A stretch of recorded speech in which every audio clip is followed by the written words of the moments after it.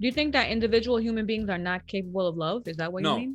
no, I don't think that. I don't think that's What do ever you the mean? case, right? So let's Okay. be absolutely, you're right. Let's be absolutely clear. I don't think it's ever going to be the case or has ever been the case that individual human beings in individual cases are incapable of falling in love. I think there will always be cases in which it becomes possible, God knows whatever else, it's always going to be a thing. That's Mm. fine. It's not that I'm talking about. I mean, well, let me ask you this. Is love commodified? Now, look, let's have a Marxist conversation. Is love commodified the same way today as it was, say, 30 years ago, in your Well, what opinion? do you mean by commodified? How is love commodified? Okay, so good, fair question. So let's think about it in this instance. So we know the traditional kind of way that the market likes to sell love is, say, Valentine's Day, right? That's the obvious thing. Mm-hmm. Valentine's Day comes around, you sell love that way. Cool, fair enough. But outside of that, there are other instances where people use love as a means of selling things. The obvious one is like music, right? The amount Okay. of like love music, like I love Right. you, baby, the sun, the moon, the stars, that whatever. All that gross non-love crap that they You're my classify dream, as you're my love. world. Who would I be without me? All that kind of that stuff. I swear by the moon and the stars and the skies, I'll be there. Yeah. But if you like, I'm talking about like the I want to start singing some Boys to Men now. I swear, like the shadow that's by your side. I'm not gonna do it. I'm not gonna break out into Boys to Men. I swear to God.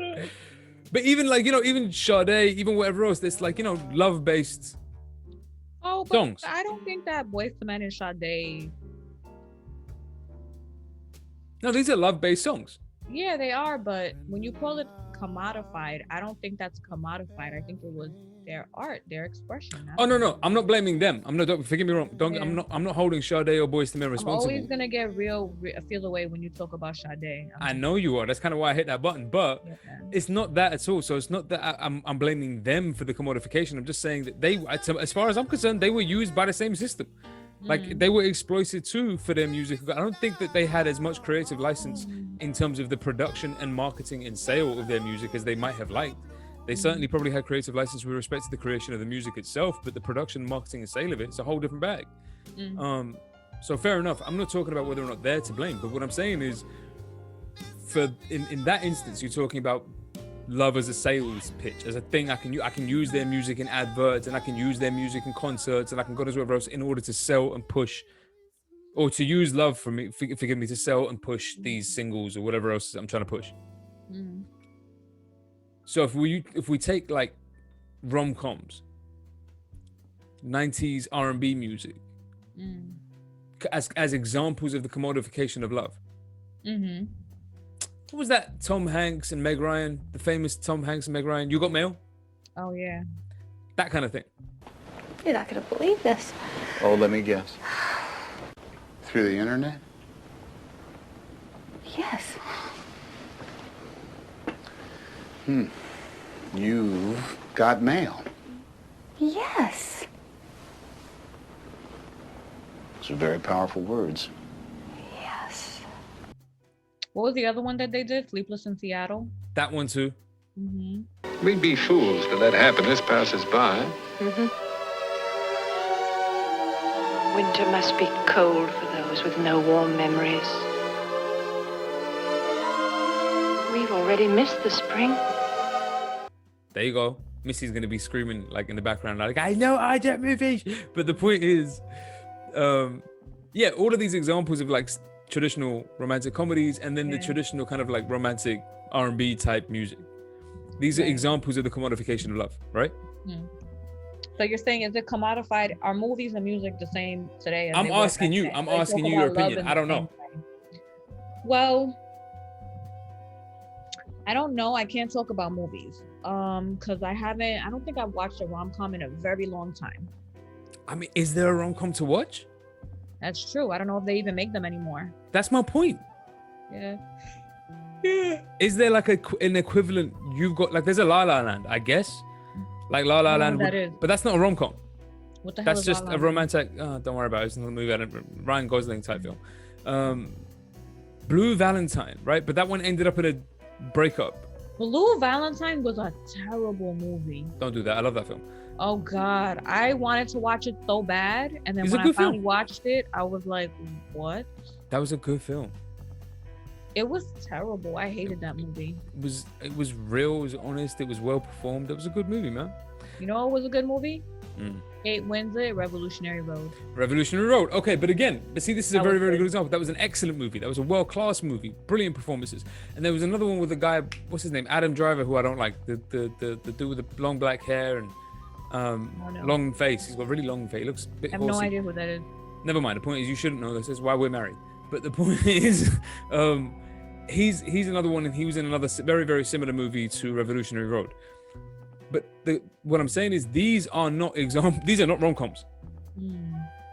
So what's They're the about modern the terrible side of love. right? What's the and maybe I'm just being ignorant. I feel like somebody out there would be screaming about all the contemporary rom-coms that are there, but I'm just not sure if I'm paying attention to them or if I just don't see For them some or reason, if when I've I think aged. of rom-com, I think of like contemporary one. I think of Bridesmaids, Okay, I'm with you. which was like, eh, Like, I not can really think the same type of rom-com as like Sleepless in Seattle. No, exactly. And I can think of a bunch of like Matthew McConaughey movies with like Kate Hudson, whatever else. There's like 2 or 3 of those and basic rom-com type thing. And again, there's something Hitch. Oh, Monster-in-Law, Jennifer Lopez, Monster-in-Law. Yeah, Hitch with Will Smith. Oh yeah, but that was old. Yeah, But again, do you see what I'm saying? Like, those are all old. I don't have any new examples. that's my point. Like, Yeah. I don't know if in movies that Okay, so genre. for argument's sake, let's say that movies and music have commodified love differently. What is your point? What I'm saying is if you look at one, the possibility that it may have commodified them differently, and two, if we look at how they're being commodified now, like so the way we are representing love and the way we are talking about it, seems to me to be a lot more toxic and sounds a lot more like the kind of things Jean Venus might say. Like that suspicious, I don't trust you, I don't really love you, I've been hurt before, I'm an abandonment neurotic type love. Like you don't, it's the strip club love. Like I'm not, it's the Bryson Tiller type love. It's the Frank Ocean type love. It's, you know what I'm saying? I've experienced heartbreak in the past. It's the Weekend type love. It's House of Balloons, man. Like that album it's that kind of love. What was that? House of Balloons. That's the Weekend. This would like, I'm not a big fan of his. There's like 2 songs he has that I like. The rest there's I'm just something like, profoundly wrong with your soul. But the point is, I just don't like that whiny crying weirdness. that's cool. I don't blame you, but it's because like- there's something profoundly wrong with your There's soul. just something. Why you got so many emotions? Just keep them to He doesn't have it. That's the whole point of the music. He doesn't. Do you know how many times he uses the lyric "I'm numb"? Like that seems to be. Yeah, That's but the lyric. when you're sitting there saying numb, you're expressing a freaking emotion. Like, stop it already. No, Everyone's numb. he's really dude. not. Everybody's numb. It's called being alive right now in this moment. We're All numb. right, look. You know how you react, Sade? You're gonna touch a button with me on the weekend because like that guy, it's like I don't know. He did a thing for me. But yeah, the point please is, please don't. Sade and The Weeknd are not the same. no, they're not the same. They're not the same. Not even the similar caliber. at all. No, not in the slightest. Although I could troll you and just tell you that one of them does sell more records than the other one. I'm just saying. Who But cares? Record sales means what? There's a lot of idiots. in the doesn't mean world. absolutely nothing. It means absolutely. I just like trolling. Right. But we're not debating whether or not I prefer Sade over the weekend. That's not a debate. But what I'm saying is the way I that bet love, Sade likes The Weeknd. I wouldn't be surprised if she does. If I would. It Sade's wouldn't sur- watching, I really love you and I'm like your #1 fan, and I even I custom made a shirt with your face on it. I know that's creepy, but I just really love you. Your love is key. I'm not gonna go into how you went at me because Shane. I told you I thought Shane was amazing, but here you go like making T-shirts for Sade. Never mind. She's beautiful, and she's got a great voice. That's Actually, cool. I she said the doesn't. same thing about Shane Wall. She doesn't really have a great voice, but she's a Who? good singer. Sade? Her voice is not particularly amazing. She's No, a but good the singer, way she but- manipulates it. But No, come on, man. Let's not do that. she's The not point an is- amazing singer, but she's Sade. Like, The point is, it Mhm. seemed to me that kind of like that kind of music, the Weeknd kind of A Boogie kind of, even to some extent Drake kind of, Bryson Tiller trap soul, Frank Ocean kind of music. That whole sound That whole wave of music that was about how hurt the men had been in the past and about how they don't trust anybody anymore and about how God knows whatever else. It doesn't sound like the traditional "I love you, baby, I bring you the moon and the stars and the although we've come to the end of the road," you know what I mean? Yeah. It's not that. Yeah. It's a lot darker. It's a lot more twisted. It's like if you took, and I think that's what The Weeknd was doing. If you take Michael Jackson's Dirty Diana, and then I love that song. And then stretch it out over the course of a whole career. You just that song. That song.